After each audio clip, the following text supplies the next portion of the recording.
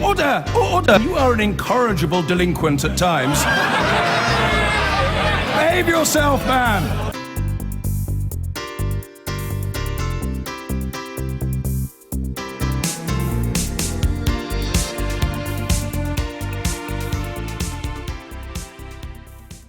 It would have been 7 years and 2 million words. If you've wondered whether the Chilcot report into the Iraq War would ever see the light of day, well, there is finally a date, but it won't be until next June or July. The Prime Minister said he was immensely frustrated, while families of soldiers who died on the battlefield are incensed that it's all taking so long, calling it another letdown. Let's go live now to our political editor, Gary Gibbon, who's in Westminster. Gary. Well, as you say, light at the end of a still pretty long tunnel. I think what most people will notice is that it's not immediate and they've still got to wait. The announcement from Sir John Chilcot about a rough timetable triggered an immediate blame game. Sir John Chilcot himself, not completely unfairly, pointing out in his letter to David Cameron that he did have a very wide-ranging brief. David Cameron in his letter back all but saying, whatever you do, don't blame me, reminding people that he has been pressing Sir John Chilcot to do this even faster if he can, and he is still pressing him to do it faster if he possibly can. This is how David Cameron and the Labour leader, Jeremy Corbyn, reacted to the news. As soon as this report arrives on my desk, I will move as quickly as I possibly can to publish it, as I did with the Savile inquiry into Bloody Sunday, where it was published, I think, within 2 weeks. But I share the frustrations of many across our country. We should be learning the lessons from what happened, and it shouldn't be taking this long. I hope we're not still negotiating with Tony Blair and George Bush as to what's got to be included in that report. We need to know what happened. We need to know why it happened. We need to know who made the decisions, and we never need to make these kind of catastrophic mistakes again. Well, I think we can reassure Jeremy Corbyn that we're not waiting on Tony Blair at the moment. His involvement in all of this ended a while ago, but I think what we were seeing there is Jeremy Corbyn's views on Tony Blair, George Bush, and probably on the inquiry itself, which he was, before he became Labour leader, apt to saying he expected to be a whitewash. Could this thing actually come out any quicker than the timetable that was outlined today? Well, Sir John Chilcot has built in up to 3 months there, from the moment he hands over the report, finishes it in mid-April to the moment it's published, and he's done that to allow time for security clearance, so the intelligence services can check there's not something that's going to be made public that shouldn't be made public, and to allow time for publication. That's how long he thinks all that is going to take. In Whitehall, they're saying they think they might just be able to squeeze it out a little bit quicker than that. They're still talking about the possibility of getting it out in the spring, a bit quicker, but by no means quick. Gary, thank you very much. With us now is Alex Salmond, who's the SNP spokesman on international affairs, and Bernard Jenkin, MP of the Public Administration Committee. And I suppose when it comes to public administration, one must wonder, when 7 years ago, if I'd said to you, how long is this thing going to take, you'd have said, well, certainly not that long. It's taken, everyone says it's taken far too long, and everyone's disappointed. But I mean, it really is the House of Commons' responsibility, this, because we set it up, we gave it a very broad remit. We didn't set it a time deadline. There will be lessons to learn, as we've learned from other inquiries that have gone on and on and on. It would be very sensible to set a short timeline. If you want a short inquiry, set a short timeline. Well, could we have had a short inquiry into a war in which 180 soldiers died, in which 4 million people were displaced and 100,000 Iraqis died?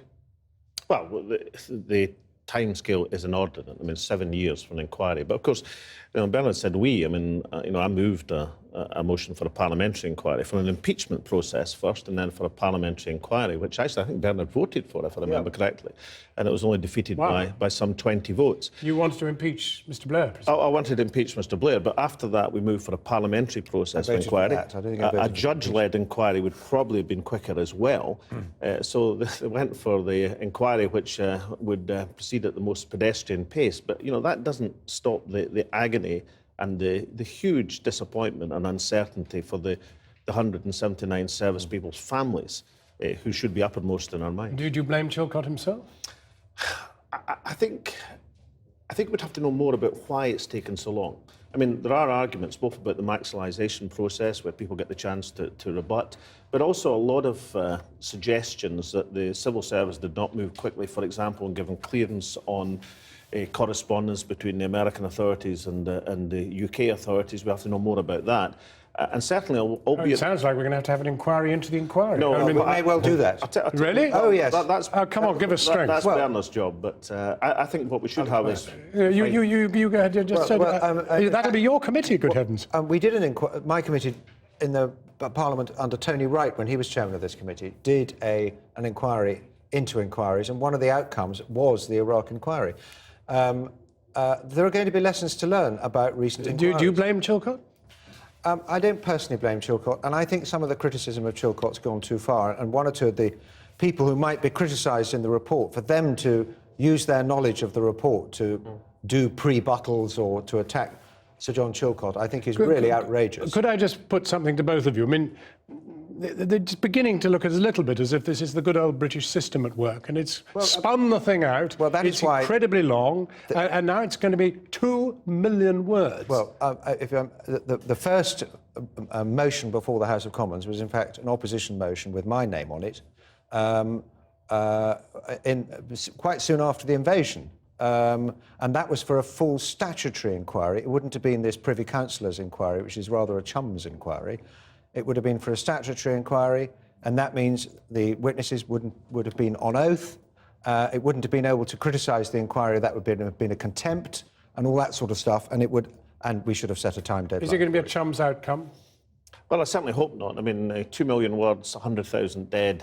You're hoping that one of the reasons for the delay is that this might be an inquiry which allocates responsibility.